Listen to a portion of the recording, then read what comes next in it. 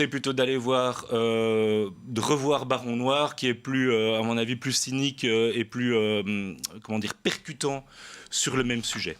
Ouais, moi j'ai un peu une passion pour Reda Kateb que je trouve toujours Ouais, les acteurs très bon. Les acteurs sont vraiment géniaux, mais le film est presque un petit peu trop gentil par rapport à la réalité de la politique, j'ai l'impression, si tu veux. Ok.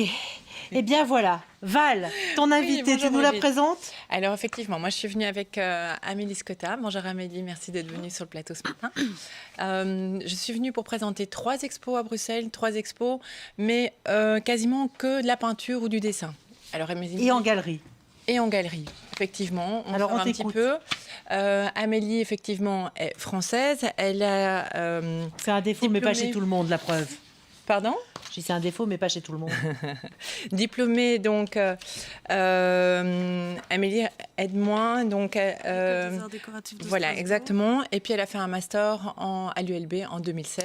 À la Cambre. À la Cambre. Décidément, tout traverse ce matin. C'est pas grave. Alors d'abord, moi j'ai une question. Oui. Quelle galerie? Où est-ce qu'on vous retrouve, Amélie? Un niveau info-pratique, donc c'est la galerie MS Galerie qui se trouve au 690 chaussée de Waterloo. Elle est ouverte du jeudi au samedi de 11h à 6h. On va le faire dans le bon sens. Et donc l'expo d'Amélie. Et l'expo d'Amélie, moi je voulais d'abord juste introduire Amélie parce que moi je la connais déjà depuis quelques années. Et Amélie traite du dessin mais avec une telle précision. Je l'ai connue quand elle travaillait ces grands rouleaux qui font 2-3 mètres de long et elle reprend des sujets de notre ville, des bâtiments. Et entre-temps, j'ai pu voir son travail évoluer. Donc l'expo s'appelle Curtain Walls. Et j'aimerais bien justement que tu nous expliques ici comment se passe ton évolution entre ces drapés et les bâtiments qui étaient beaucoup plus structurés.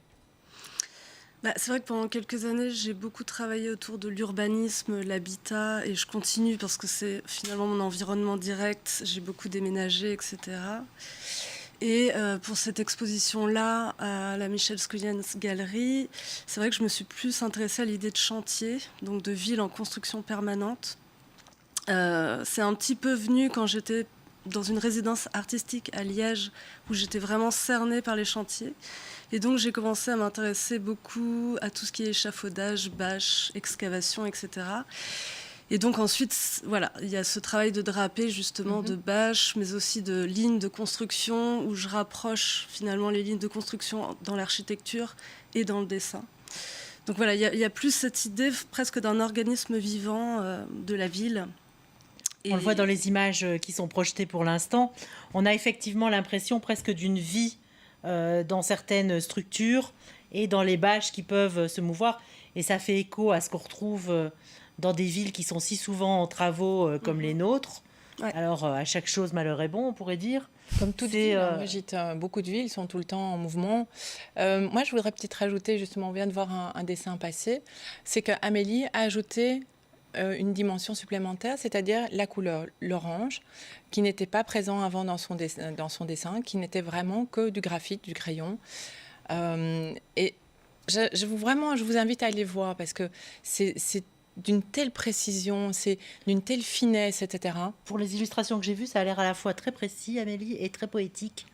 Donc, retrouver un peu de poésie dans les travaux de la ville qui sont une inspiration, c'est quand même pas tous les jours le cas. Donc, j'imagine que ça vaut effectivement la peine. C'est jusqu'au 26 C'est jusqu'au février. 26. Et pour un petit peu dévoiler déjà son prochain travail, puisqu'on était avec justement le confinement, vous me racontiez que vous étiez beaucoup en forêt. Et donc, du coup, son travail va aller vers un côté plus végétal. Travailler là sur... un énorme boulot. Un tronc de boulot, ouais. Mais c'est vrai que pendant le confinement, en fait, j'étais dans un petit appart et j'avais besoin tous les jours d'aller au bois de la Cambre, me promener. Et c'est comme ça que, pour le coup, je suis un petit peu sortie de la ville. Et j'ai commencé à travailler sur des matières d'écorce. Mais après, pour moi, tout ça se rejoint parce que, en fait, tout ça, c'est des matières, finalement... Voilà. Et des matières qui sont toujours les mêmes et toujours différentes quand on les regarde de près. Voilà, c'est ça. L'écorce, je trouve, c'est ce qui est le plus symptomatique. Quel que soit le morceau que tu prennes, c'est la même chose et c'est tellement différent. Effectivement, la nature est jamais comparable.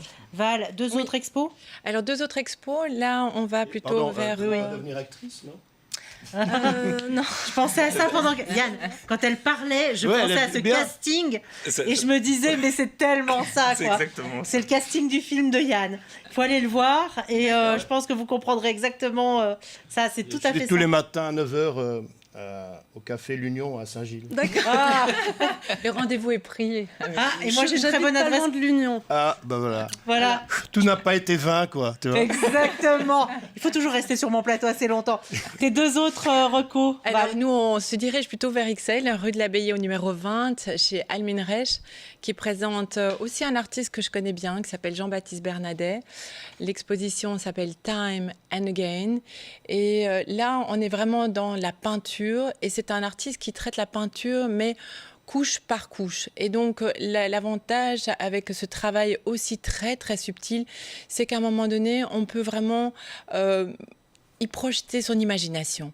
Et c'est vraiment le sujet de l'artiste, c'est à un moment donné laisser le visiteur se projeter dans son imaginaire. Donc, le dernier travail en question, il